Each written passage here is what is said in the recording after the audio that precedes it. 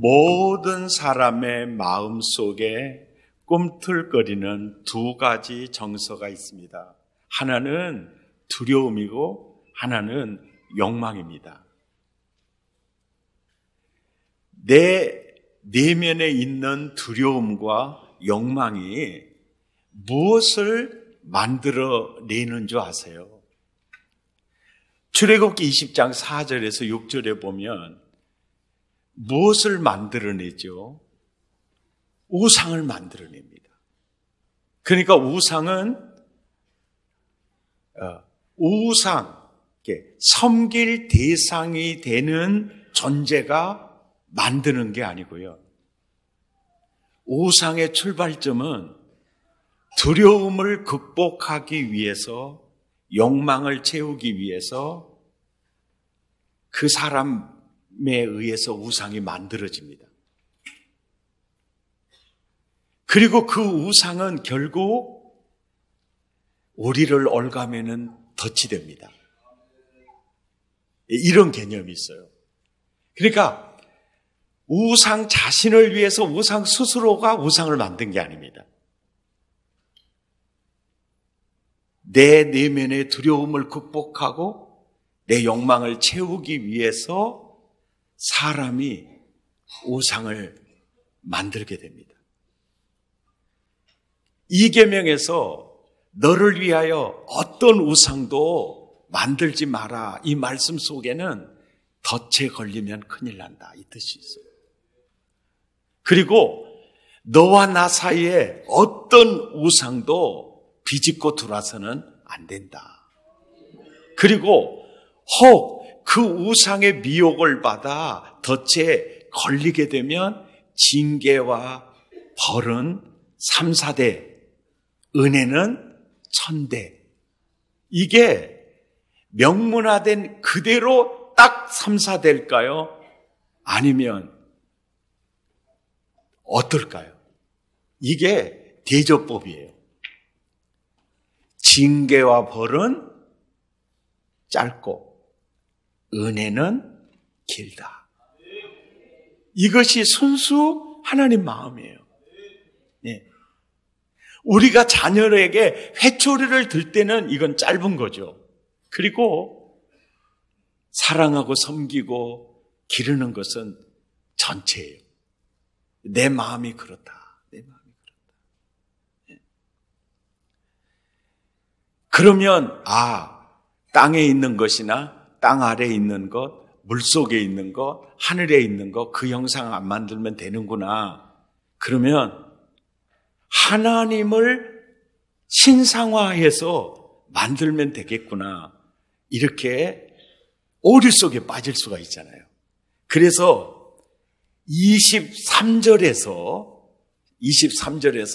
이 계명을 덧붙여서 이렇게 얘기해요.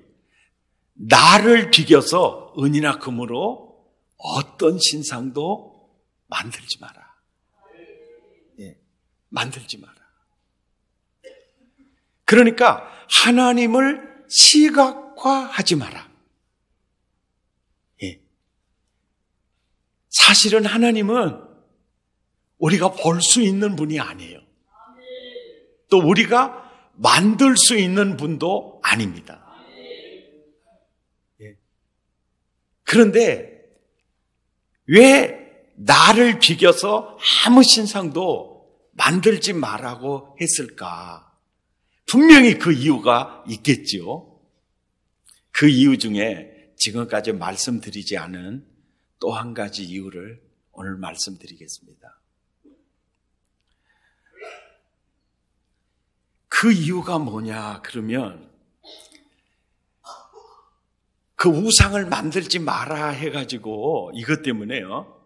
아주 극렬 신자들이 그냥 그 우상들을 빨간 페인트도 막 칠해버리는 경우도 있고, 막 이제 그런 경우도 있고, 또 어떤 극렬 신자들은 인형도 이거 안 된다 그래서 아이들이 가지고 오면 버리는 수도 있었어요.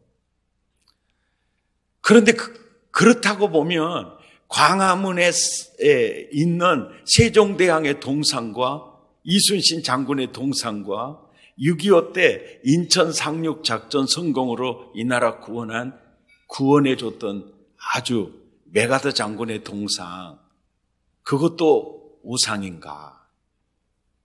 이게 이제 중요한 갈림길이죠.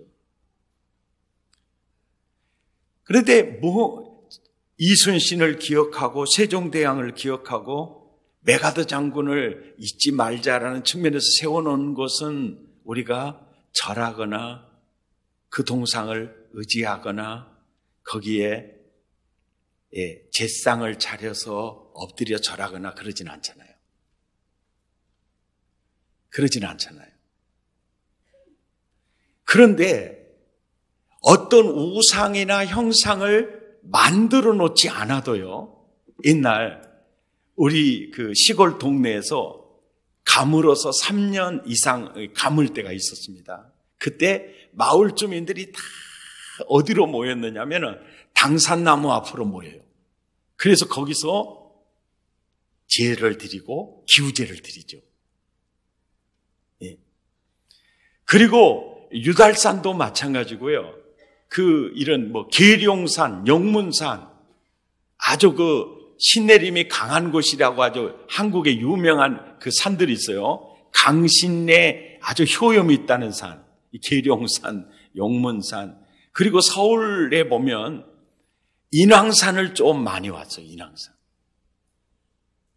그 인왕산에서 제가 군대 생활을 한 적이 있는데 보초를 딱 쓰고 있으면은 하얀 소복을 입고 떡 상자가 아니라 떡 시루채 이거 와요.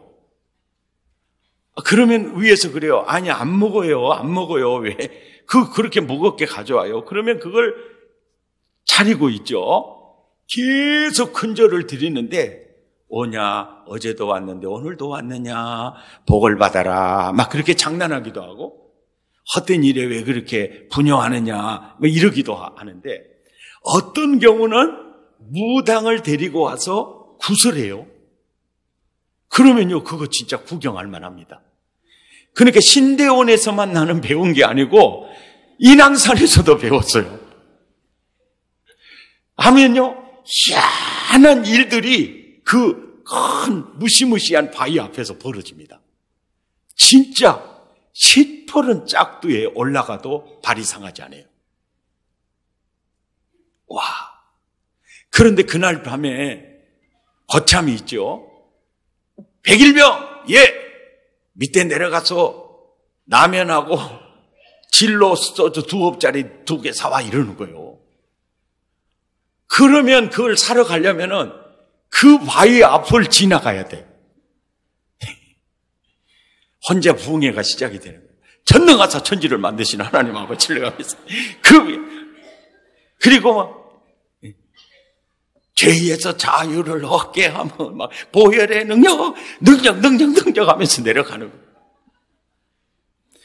사도신경 하다가 주기도문 하다가 찬송하다가 혼자 은혜 충만한 거예요. 그런데 그 바위 앞을 지나면은 꼭 귀신이 따라오는 것 같아요.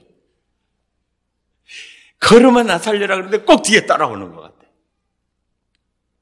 그러니까 우상으로 만들어 놓지 않아도 큰 나무나 바위를 앞에 제상을 차리고 경배하고 기도하잖아요. 그러면은 우리가 맛있는 음식을 차려놓으면은 뭐가 날라와 있죠? 설교를 들으면 생각 좀 하시면서 들어보시죠. 파리가 엥 하고 오잖아요. 그죠? 그러듯이 당산나무든 무서운 바위든 아니면 어떤 형상이든 그 앞에 제상을 차리고 기도하고 엎드려 절하면요. 거기에 누가 오느냐? 음식 차려놓으면 팔이 날라들듯이요.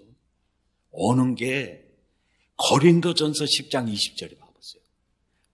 이게 제사상을 차려놓으면 누가 거기에 달려들죠? 귀신이 달려드는 거예요. 이게 나무든 바위든 이게 이게 달려드는 거예요. 그래서 주로 그 하는 장소는 아예 귀신이 떠나지도 않고 노숙자처럼 있는 것 같아요, 느낌이. 그러니까 제상을 차리고 이렇게 하는 데는 누가 와요? 마귀 귀신이 와요.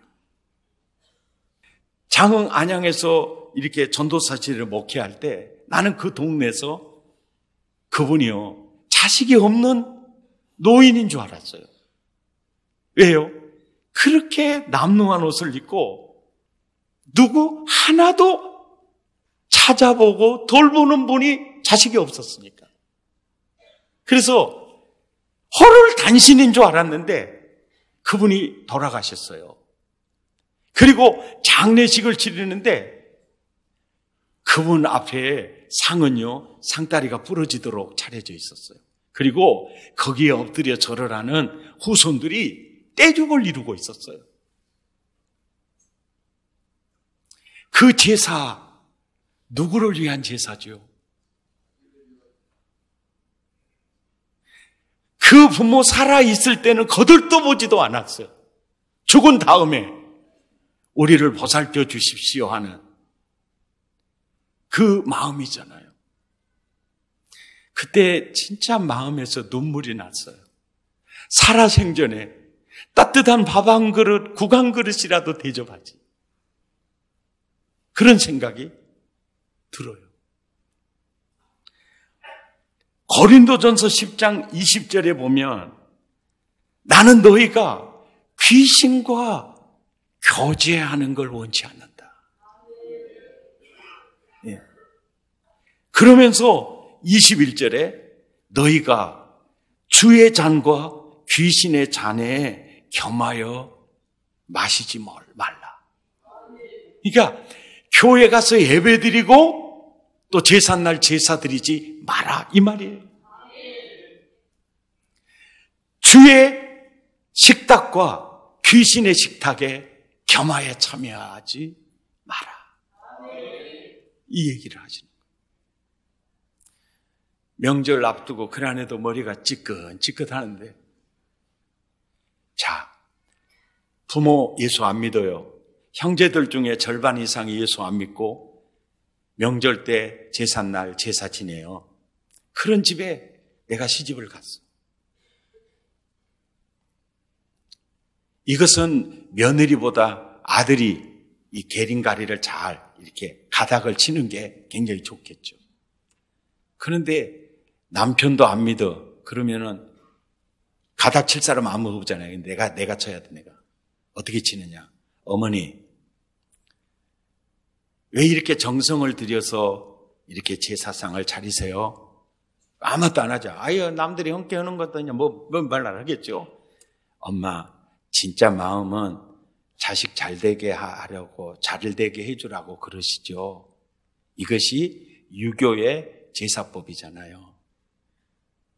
그런데요, 나는 유교도가 아니고 나는 살아계신 하나님을 섬기는 하나님의 아들입니다. 그 하나님이 이런 형태, 이런 제사 지내지 마시라고 하네요. 어머니, 나도 어머니 신앙 존중할 테니까 어머니도 제 신앙 인정해 주세요. 저는 앞으로 명절이든 제삿날이든 차례가 끝난 뒤에 꼭 오겠습니다. 그리고 뒷설거지는 이 며느리가 책임지겠습니다. 그러면 별 생각할 수 있겠죠. 그냥 분풀이 하라고 내비를 두세요. 그리고 저는 아버지 어머니 살아생전에 죽어서 제사상은 절대로 차리지 않을 것이고 살아생전에 생일상은 이 며느리가 감당하겠습니다. 역할을 바꿔요. 예. 그리고 얘기를 해요. 근데 다른 형제들이 생일이 다쳤어도 왜 집인만 해? 우리도 할게. 그러면 같이 허락을 해요. 그럼 돈이 남잖아요. 남은 돈은요, 부모님에게 드리는 거예요. 오늘만이 아니라 날마다 생일세라고 드리는 거예요. 네.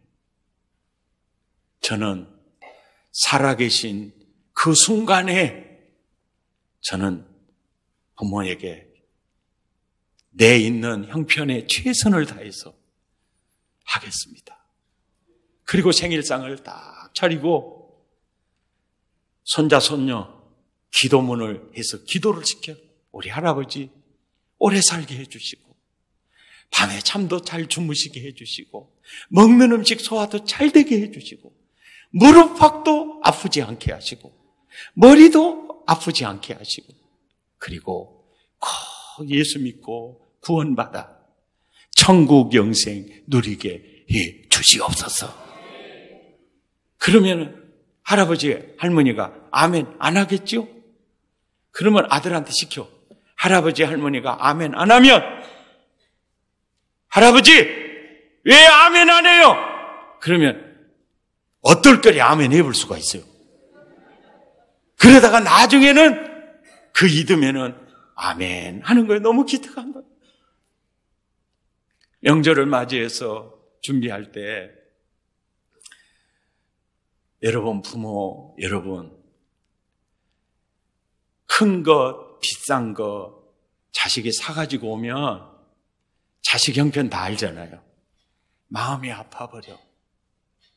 마음이 아파버립니다.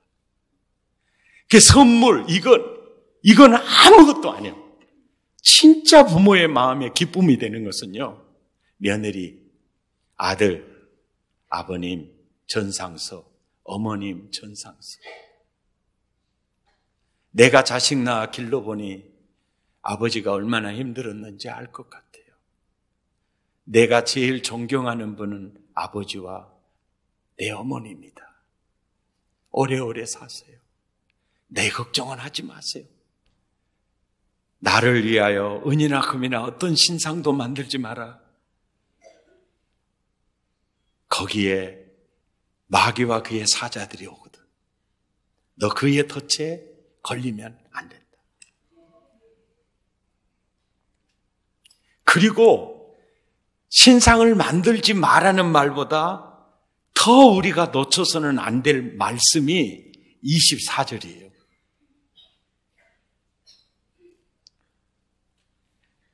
내 이름을 부르거나 그분의 이름을 찬양하거나 하나님의 이름을 부르거나 찬양하는 보세요. 특별한 장소가 없어요. 모든 곳에서 나는 너를 만날 준비를 하고 있다는 거예요. 내 이름을 부르거나 내 이름을 찬송하거나 내 이름을 기념하는 그곳에 내가 네게 임할 것이고 너에게 복을 줄 것이다. 네. 그러니까 어떤 신상을 만들어 놓으면 그 신상의 공간적 개념에 갇히게 되잖아요. 나는 네가 담을 수가 없어. 모든 곳에서 이 단어가 굉장히 중요한 것이에요. 내 이름을 부르는 모든 곳에서. 그래서 심지어는 요나가 깊은 바다 물속에 몸을 던졌잖아요. 큰 물고기가 콱 먹어버렸어. 뱃속에서도 주의 이름을 부를 때 그곳에서도 주님이 임하셔서 살 길 열어주잖아요. 우리가 섬기는 하나님은 이런 분이라니까요. 다니엘이 사자굴 속에 들어갔어요. 거기서도 주님이 함께 하시잖아요. 거기서도. 야곱이 그 욕심으로 형껏 해가지고 도망간 것 때문에 들통나가지고 도망가. 우리가 성경을 봐도 얄미운데 하나님도 그러시겠지만은 도망가서요. 돌베개 자는 그 현장에 주님이 임하시잖아요. 이 말이 그래요. 야, 나를 위하여 어떤 신상도 만들지 마. 그걸 만들고 경배하면 거기에 귀신이 올 거야. 그게 바로 사탄의 덫이다. 내 이름을 부르는, 내 이름을 찬양하는 어떤 곳에서도 내가 네게 강림하여 너에게 복을 줄 거야. 아멘. 언제 어디서나 나 너 만날 수 있어. 오늘 결단송은 그 요게벳의 노래인데요. 요게벳의 노래 가사 한번 띄워줘 보실래요? 모세의 어머니 요게벳이 이제 갈대 상자를 물이 새지 않도록 역청과 나무진을 칠하고 있어요. 그때 어떤 마음이었을까요? 이제는 강에 버리지 않으면 안 될 모세, 물이 새 들어오지 않도록 갈대 상자를 만들어서 역청과 나무진을 칠할 때 그 마음이 어떤 마음이었을까? 아마 그녀의 두 눈엔 눈물이 흐르고 있었을 거다. 동그란 눈으로 엄마를 보고 있는 아이와 입을 맞췄겠죠. 그리고 상자를 덮고 강가에 띄우며 간절히 기도했겠죠. 이때 그 기도의 제목이 정처 없이 강물에 흔들흔들 흘러내려가는 그 상자를 보며 눈을 감아도 보이는 아이와 눈을 맞추며 주저앉아 눈물을 흘렸겠지. 그리고 이제 기도의 제목이에요. 모세야, 너의 삶의 참주인, 너를 낳아주었던 나는 너를 버려야 하지만 너의 찬부모 그 하나님이 그 하나님의 손에 너의 삶을 맡긴다. 너의 삶의 참주인, 너를 이끄시는 하나님 그 손에 너의 삶을 드린다. 아멘입니까? 내 참부모, 내 참주인 그분께 너의 삶을 맡긴다. 예수님이 우리를 구원하셔서 너의 삶의 참부모 그 하나님께 너의 인생을 맡긴다. 그분과 너 사이에 어떤 우상도 덧치될 거다. 아멘입니까? 그러니까 요게벳의 그 갈대 상자에 역청을 칠하고 나무진을 바르면서 띄어보내면서 너의 삶의 참주인, 너의 참부모에게 너의 삶을 맡긴다. 이 요게벳의 마음이 나를 향한 하나님의 마음이에요. 너의 인생 참부모이신 그분에게만 맡겨야 한다. 아멘.